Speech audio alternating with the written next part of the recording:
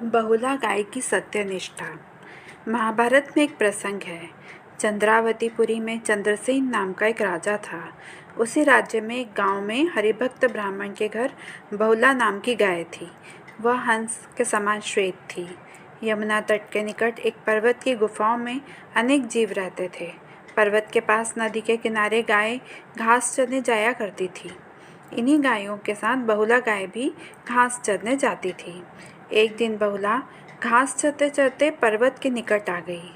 तभी पास की गुफा में एक भयंकर सिंह निकला और गाय की तरफ तेजी से झपटा और बोला कि मैं तुझे खा जाऊंगा।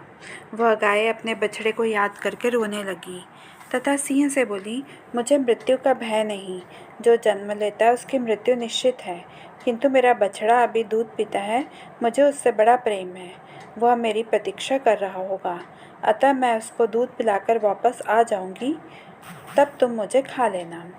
सिंह बोला, तू मुझे मूर्ख समझती है, इस तरह झूठ बोलकर मृत्यु से बचना चाहती है। घर में जाकर तू अपने बछड़े को छोड़कर पुनः वापस आएगी। बहुला गौ बोली, यदि मैं वापस ना आऊँ तो मुझे गुरु हत्या जैसा घोर पाप लगे। घोर पातक कृत्यों का जो फल मिलता वह मुझे मिले, यदि मैं वापस ना आऊँ तो। ऐसा कहकर गाय ने वापस आने की शपथ ली। सिंह को गाय की बातों पर विश्वास हो गया और वह आश्वस्त हो गया कि वह वापस आएगी। सिंह की अनुमति पाकर गाय शीघ्रता से घर पर गई। उसे देखकर बछड़ा दौड़ता हुआ उसके पास आया। गाय ने उसे चूमा और दूध पिलाया, किंतु बछड़े को यह आभास हो गया कि उसकी माँ बहुत दुखी है। उसने माँ से दुखी होने का कारण पूछा। बड़े उदास मन से बहुला ने बताया कि उसे एक सिंह के पास वापस जाना है। ऐसा वचन देकर वह आई है। फिर सिंह उसे मारकर खा जाएगा। यह कहकर माँ बोली, बेटा आज जी भरकर देख लो, कल से हमारी भेंट नहीं होगी। इस पर बछड़ा बोला, माँ तुम्हारे बदले मैं सिंह के पास चला जाऊंगा। पर माँ ने उसे समझा कर नकार दिया।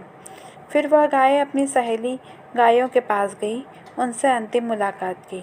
सभी गायों के मना करने पर भी बहुला गाय सबसे विदा लेकर पर्वत की ओर चलती।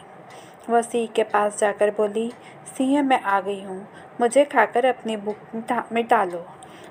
वह क्रूर सिंह गौ माता के सत्य पालन के आगे नतमस्तक हो गया और बोला, हे माता, मैं तुम्हें नहीं खाऊंगा, चाहे भूख से मेरी मृत्यु ही क्यों ना हो जाए। सत्य बोलने वाला कहीं दुख पाता है?